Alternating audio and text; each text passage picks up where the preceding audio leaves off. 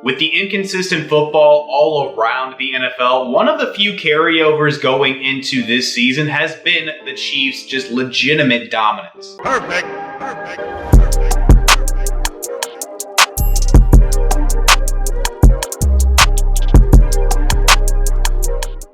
With the number 1 seed in the AFC and the number 2 seed throughout the entire NFL, I think it's time that we take a moment to at least spotlight just how good these Kansas City Chiefs have been so far this season. Only 2 losses on the record so far, and the magic is still absolutely there. The Buffalo Bills haven't quite gathered themselves, looking a little bit spotty lately. The rest of the AFC just generally as a whole is either very fresh, very new, or just not quite up to snuff with the level of football that the Kansas City Chiefs have been able to really bring pretty much week in and week out with Andy Reid, Patrick Mahomes, Travis Kelce, and company. And speaking of Patrick Mahomes, right now, of course, putting forth an MVP caliber season, leading the NFL in passing yards and passing touchdowns, and his top 3 in the NFL in passer rating with, again, one of the more dominant teams in the NFL. Looking around the rest of the AFC, I just don't know what teams are really going to touch them. Obviously, I've already mentioned the Buffalo Bills, but they've already shown some levels of inconsistency so far this season, even with a big victory earlier in Kansas City. When it comes to the playoff crunch time, who knows what that matchup is really going to look like, how things are going to shake out down the road. But looking at these Kansas City Chiefs, what do they bring to the table? Why do they remain so dominant? What gives them the edge over the rest of the AFC and even the rest of the NFL right now? It's honestly just pure offensive dominance versus every single one of their opponents. They're leading the NFL right now in yards per game, and of course the cherry on top of that is they're leading the entire NFL in points per game. So the most efficient offense, and the duo of Patrick Mahomes and Travis Kelce so far has looked pretty much unstoppable, as Kelce leads the NFL in touchdown, receptions, as well as being in the top 5, top 10 in receptions as a whole. So that dynamic duo alone has been something that defenses just have not had an answer for pretty much since Patrick Mahomes started taking the field. And looking around the rest of the offense, even after the loss of Tyreek Hill this offseason to the Miami Dolphins, they've been able to mix and match the receivers by situation, similarly to how a lot of offenses use running backs. It's not just a commodity backfield with Isaiah Pacheco, Jerick McKinnon, and Clyde Edwards-Helaire. In the receiving room, it's a commodity receiving room as well, with Juju Smith-Schuster, the addition of Kadarius Toney, Marquez Valdes-Scantling, and even more receiver depth beyond that. And these aren't necessarily the biggest, flashiest names around the entire NFL, but what Andy Reid and Eric Bieniemy have been able to do with these offensive weapons so far has been nothing short of absolutely masterclass offensive scheming, planning, and execution when it comes to, again, the rest of the NFL, even with some superb numbers by a number of other wide receivers. What the Chiefs are doing right now is working. It's working incredibly well. And when push comes to shove, the results are, the numbers are, this is the most efficient offense in the NFL. And looking across the other side of the field right now, they're one of the top 5 defenses in terms of slowing down and stopping the rushing attack, allowing just 100 yards per game on the ground to opposing defenses. The rest of that defense statistically is about middle of the pack. A turnover differential, it's not necessarily anything stellar. However, the offense is performing at such a high level. The defense is just doing its job, being led by Steve Spagnuolo. It just works. It's consistent. It works. It's one of the few carryovers from last season. One of the more consistent football teams, of course, over the last 5+ years have been these Kansas City Chiefs.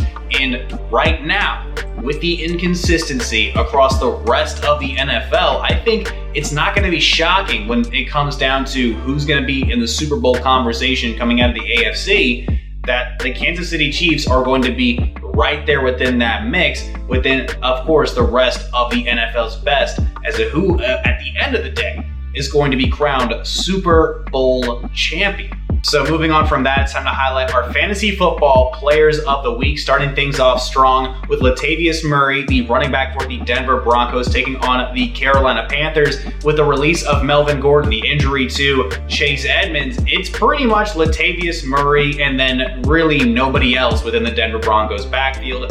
Latavius Murray, just by pure volume alone, is going to be a very solid start for you going into this playoff crunch fantasy football part of the season. If you're on the fringe and maybe you're at the flex, you're looking a little bit spotty, you're not exactly sure what to do, at the very least, you know Latavius Murray is going to get touches. He's somebody that honestly feels like a pretty safe risk walking into this week. Next running back up, it's actually going to be Jeff Wilson from the Miami Dolphins taking on the Houston Texans. And the 2 games before the Miami Dolphins bye, Jeff Wilson put up some very, very, very good fantasy football numbers. It looks like they are starting to favor him a little bit more in that backfield with the dynamic duo of Jeff Wilson and Raheem Mostert. I think it really is just a matter of who's going to eat a little bit more any given week. But if, again, you're looking a little bit thin at the running back position, maybe you're down with injuries, I think Jeff Wilson is an easy risk going into this week. Jeff Wilson has put up some solid touchdowns, had over 100 yards in the last start. In the last couple of weeks, he's put up over 13 points, if I'm not mistaken, up to 16 points, if I'm not mistaken. So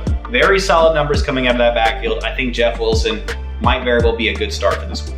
And finally, Juwan Johnson, tight end for the New Orleans Saints, going up against the San Francisco 49ers, who have been pretty solid against tight ends this season. However, Andy Dalton very much so likes Juwan Johnson. Right now, this part of the season, there are a number of big name tight ends that are hurt, like Dallas Goedert, Zach Ertz. And if you're looking for a tight end, I think Juwan Johnson might very well be worth that risk. He's got 5 touchdowns within the last 5 games, 3 straight weeks with touchdowns, and has put up incredibly good numbers for tight ends. Maybe not Travis Kelce incredible, but he put up very solid Mark Andrews level numbers for tight ends over these last 5 weeks. So if you need a tight end, Andy Dalton seems to like this guy in the red zone. He's averaging at least around 3 to 4 catches per game for some good yards and touchdowns. So Juwan Johnson this week is my fantasy highlight.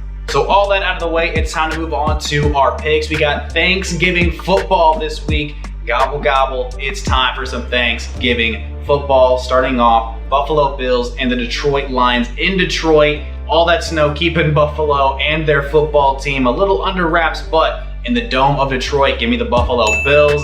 The New York Giants taking on the Dallas Cowboys. The Cowboys and Thanksgiving football, a legitimate NFL tradition, much like the Lions on Thanksgiving. So the Dallas Cowboys, I have them winning that matchup. And then the final game of the evening, the New England Patriots heading into Minnesota to take on the Vikings, who suffered a horrendous loss this past Sunday to those Dallas Cowboys. I think they're going to rebound against New England. I think at the end of the day, Minnesota's offense might be able to provide a little bit more, but New England, I really wouldn't count them out. This might very well be a close game. New England's defense has been phenomenal so far this season. It's going to be a tight one, but I think the Vikings offense might just edge it out towards the end of the game and get Greg Joseph field goal to seal that one.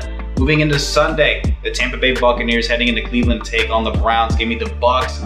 And the Cincinnati Bengals taking on the Tennessee Titans. Give me the Cincinnati Bengals. This will also be a very good matchup. 2 playoff caliber teams in this one. Houston Texans taking on the Miami Dolphins. Coming out of their bye, give me the Dolphins.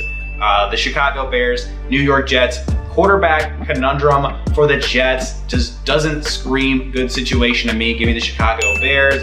Atlanta Falcons taking on the Washington Commanders. Give me the Commanders in that one. Taylor Heineke's been balling. Denver Broncos taking on the Carolina Panthers. Slow goings for both of these offenses with all due respect, but give me the Denver Broncos in that matchup. Baltimore Ravens taking on the Jacksonville Jaguars. Give me the Baltimore Ravens. Los Angeles Chargers and the Arizona Cardinals in Arizona. Give me the Chargers in that matchup with Kyler Murray still dealing with some injury issues. Las Vegas Raiders taking on the Seattle Seahawks. Give me the Seahawks in that matchup. LA Rams, Kansas City Chiefs. Give me the Chiefs. And the New Orleans Saints taking on the San Francisco 49ers. Give me the 49ers in that matchup. Sunday Night Football, Green Bay Packers, Aaron Rodgers taking on Jalen Hurts and the Philadelphia Eagles. Give me the Eagles in that one. And Monday Night Football, primetime, Pittsburgh Steelers taking on the Indianapolis Colts. Give me Mike Tomlin in this one. Give me the Pittsburgh Steelers. So thank you so much for watching the video. Of course, feel free to stick around and watch some more content. Like, comment, share, subscribe, and of course, get the bell on to know every single time I'm dropping a video. My name is Tristan Blake Rines. I'll catch you in the next one. Adios.